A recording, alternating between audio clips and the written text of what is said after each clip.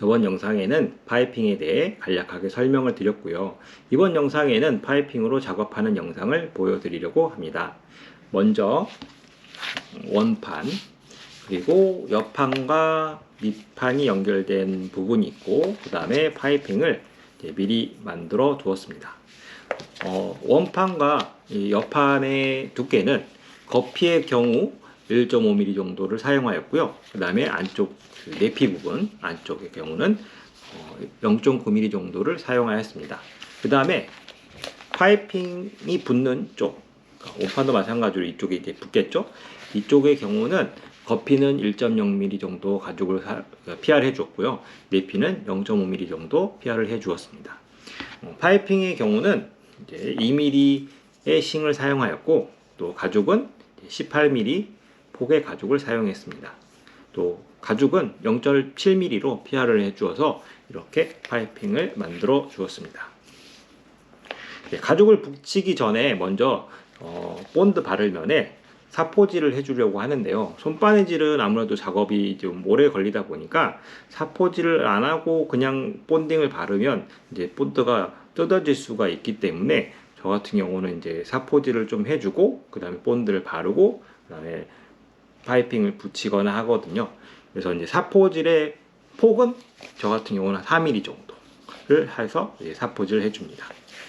그래서 이제 이 사포질도 저는 이제 사포를 사용해서 작업을 하는데, 또 이것도 작업자마다 다 달라서 뭐 가죽 칼로 하시는 분도 있고, 또 사포도 저는 이걸 지금 150방 정도를 사용하는데 더 부드러운 걸 또 사용하시는 분도 있고 해서 나한테 잘 맞는 도구를 사용해서 이제 사포질을 하시면 될 것 같습니다. 아까 말씀드린 대로 가죽의 두께나 또 가죽을 또 피하라는 부분들도 다 작업자마다 다르기 때문에 제가 말씀드린 부분은 그냥 참고해서 작업하시면 되실 것 같아요. 그래서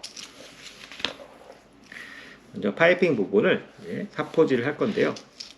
저는 아까 말씀드린 대로 폭을 4mm 정도 해서 사포질을 해줍니다. 또 너무 넓게 사포질을 하면 나중에 작업을 한 다음에 그 사포가 또 보일 수가 있기 때문에 너무 넓게는 마시고 딱 4mm 정도 안에서 해주시는 게 나을 것 같아요. 또 너무 폭이 좁으면 사포질 또 하나 많아라서 그 간격을 좀 잘 유지하시면서 해주시면 될 것 같습니다. 그래서 차근차근 살살 어느 정도 가죽 부분을 사포질 해주시면 될 것 같아요. 네, 이제 사포질이 이제 끝나서 본드칠을 해보겠습니다.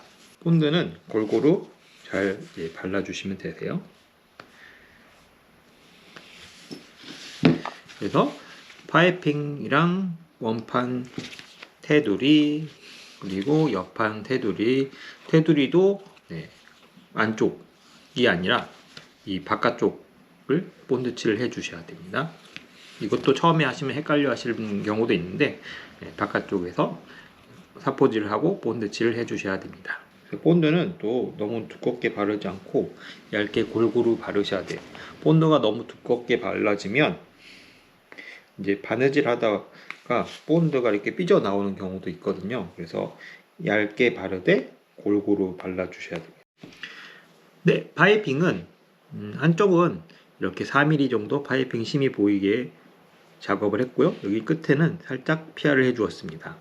그리고 반대쪽은 이제 조금 더 여유 있게 남겨놨습니다. 여기 나중에 길이 조절할 때 하는 부분이라서 일부러 좀 여유 있게 남겨뒀고요. 원판에 파이핑을 붙여 보겠습니다.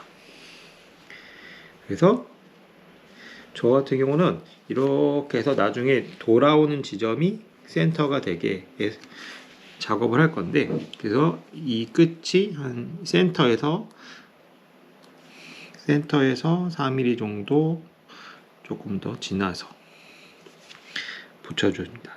그래서 이것도 근데 작업자마다 다 다르기 때문에 나한테 맞게 작업하시면 될 것 같아요. 그래서 코너는 저 같은 경우는 좀 살짝 이렇게 말아서 붙여줍니다. 근데 이제 말아서 붙여줄 때는 모든 코너가 균일하게 붙여주셔야지 그 모양이 이제 안 그러면 제각각으로 나오니까 주의하셔서 이제 작업해 주시면 되세요. 그래서 코너를 이렇게 하고 직선 구간은 플랫하게 평평하게 붙여주시면 되세요. 그래서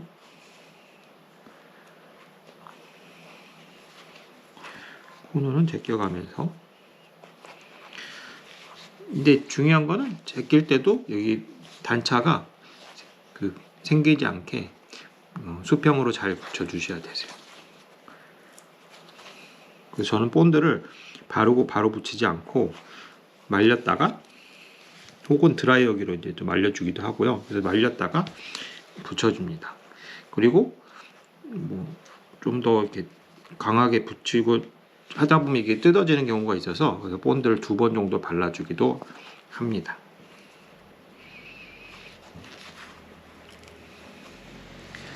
그래서 이거는 급하게 하시는 것보다는 정확하게 붙이는 게 또 중요하니까 천천히 단면을 보시면서 작업을 하셔야 돼요.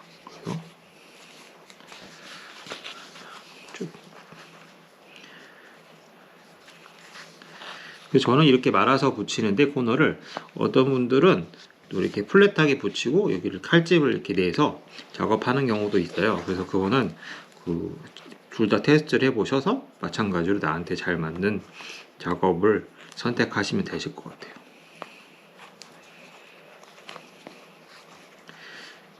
그래서 이제 거의 다 붙였고요. 이만큼 남았기 때문에 가죽을 먼저 이제 잘라줄 텐데, 가죽은 이쪽 부분의 가죽은 이 센터에 맞춰서 이제 잘라주시면 되세요.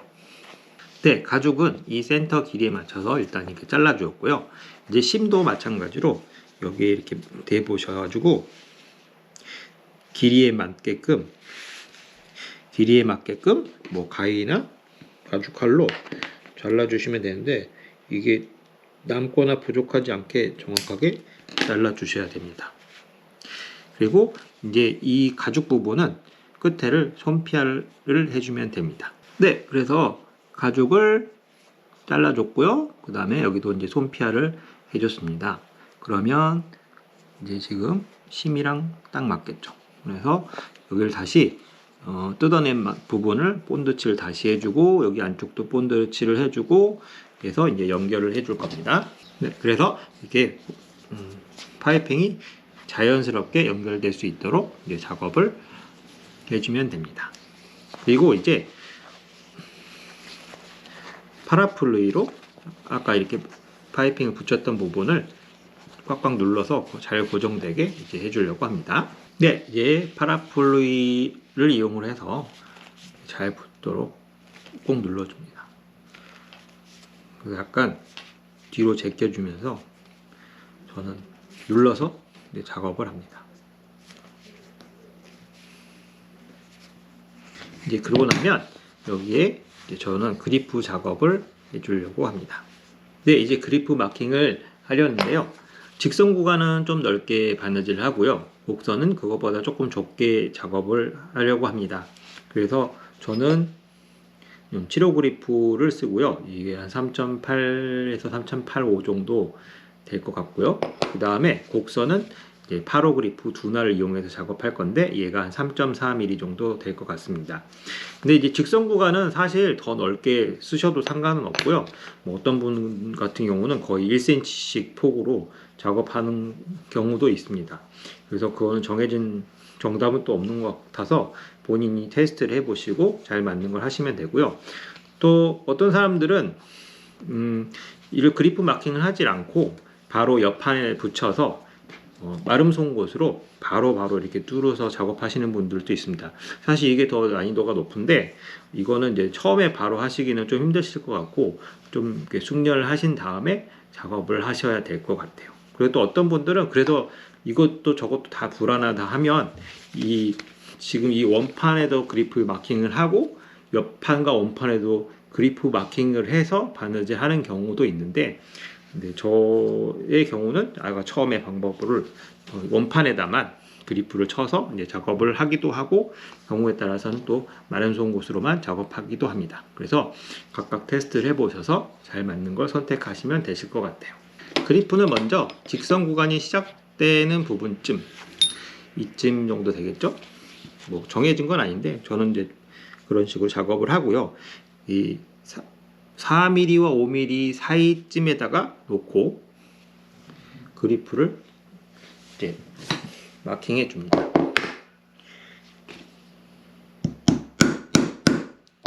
네, 이걸 마킹 하실 때는 이게 기울기를 또 잘 보셔야 되는데, 기울기가 잘못되면 뒷면이 그리프 마킹이 거의 바깥에 막 뚫려 있는 경우가 있기 때문에 그리프 각도를 잘 보시면서 뒤에도 똑같은 폭으로 뚫릴 수 있게 보시면서 확인하시면서 작업을 하셔야 됩니다. 그래서 파이핑 바로 옆에 바싹 붙이셔가지고 그리프 마킹을 하셔야 됩니다. 그래서 직선이 끝날 때쯤까지만 마킹을 해주시면 되세요. 곡선이 시작될 때는 8호의 둔화를 이용을 해서 작업을 해줄 거고요. 이것도 그냥 뚫으면 안 되고 이 곡선의 모양을 잘 따라가시면서 하셔야 그 완성했을 때 이 원의 모양이 균일하게 내 모퉁이가 나오게 되는 것 같아요. 그렇지 않고 막 대충 하거나 하면 이 모서리 부분이 다 제각각인 모양이 될 수가 있기 때문에 주의하셔서 작업하시면 될 것 같습니다. 네, 그래서 그리프를 이제 다 마킹을 해 주었고요. 그래서 뒤에 모양도 이제 잘 됐는지 또 폭은 균일한지 확인을 한번 해주시면 됩니다. 그래서 이쪽도 이제 사포질을 해주고 본드칠을 해서 이제 옆판과 밑판에 붙여보도록 하겠습니다. 네, 그러면 이 파이핑 쪽을 이제 사포질을 해 주었고요. 이제 본드를 또 발라 보겠습니다.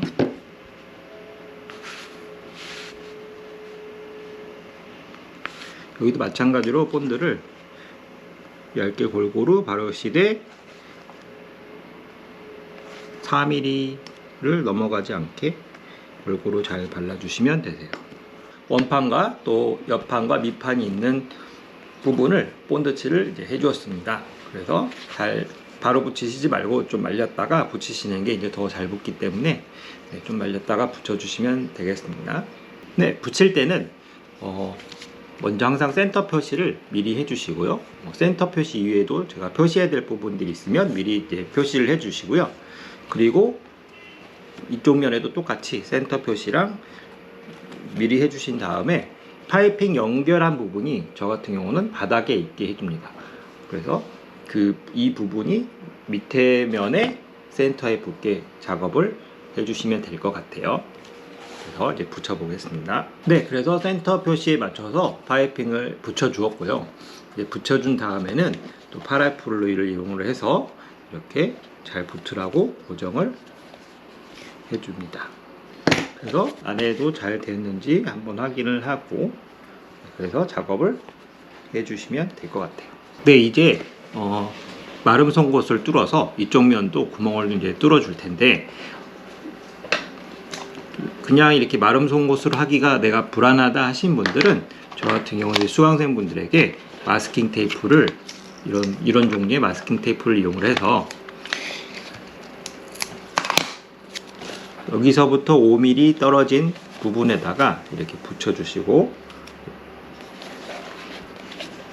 그래서 그걸 향해서 이제 마름 송곳을 뚫으시라고 제가 또 권유해 드리기도 합니다. 뭐 정답은 없기 때문에 바로 뚫으시기가 좀 자신이 없으신 분들은 이렇게 표시를 하셔가지고 그것을 향해서 이제 붙여주시는데, 중요한 거는 마스킹 테이프가 귀찮더라도 이 5mm 폭을 균일하게 유지하여야 나중에 뒤집었을 때 파이핑이 이렇게 꽉 물려서 바느질 되어 있어야 되거든요. 그래서 꼭 그 5mm 폭이 균일하게 이렇게 잡혀 있어야 돼요. 그래서 만약에 그냥 내가 또 뚫을 수 있다 하신 분들은 이 부분이 수평이 되게 이렇게 맞춰 놓고 뚫으시면 되세요. 그래서 이런 식으로 한 땀 한 땀 뚫으시면 되세요. 그래서 한꺼번에 뚫고 바느질 하셔도 되고, 그 다음에 조금씩 뚫어가면서 바느질 하셔도 뭐 되시고, 편하신 대로 하면 될 것 같아요.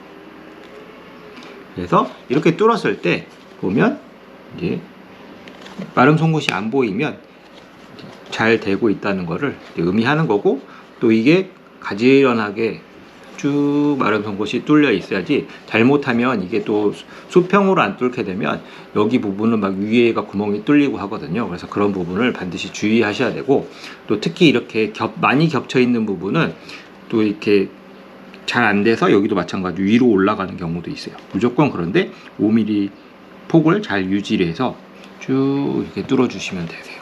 그래서 차근차근 뚫으시면 될 것 같습니다. 네, 이제 바느질을 다 완성하였습니다. 실은 532 두께의 실을 썼고요.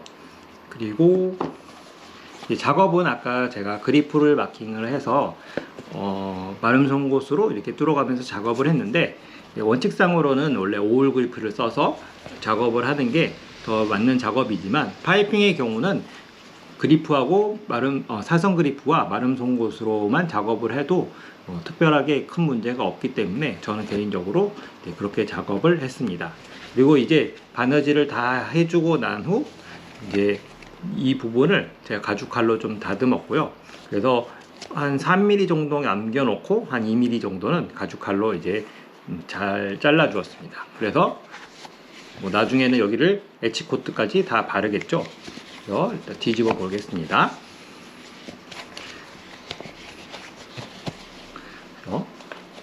뒤집어서 작업이 잘 되었는지 확인을 해보고, 또 이 원들이 골고루 그 모양을 잘 잡혀서 이제 되었는지도 확인을 해보고요.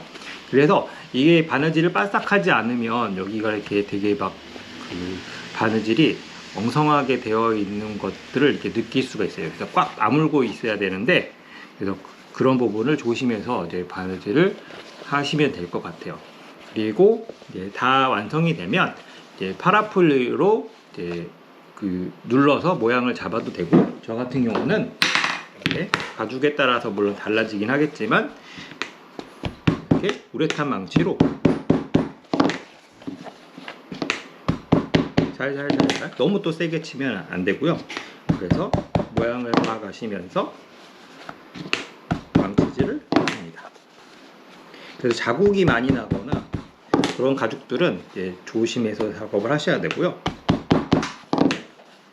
그래서 이렇게 망치질을 해주면 좀 더 이렇게 모양이 더 이제 살아나겠죠. 그래서 이렇게 해서 이제 파이핑 작업을 설명드렸습니다. 그래서 반대편은 똑같은 방법으로 파이핑을 하면 되겠죠. 그래서 오늘은 여기까지 설명드렸습니다. 도움이 되셨으면 좋겠습니다.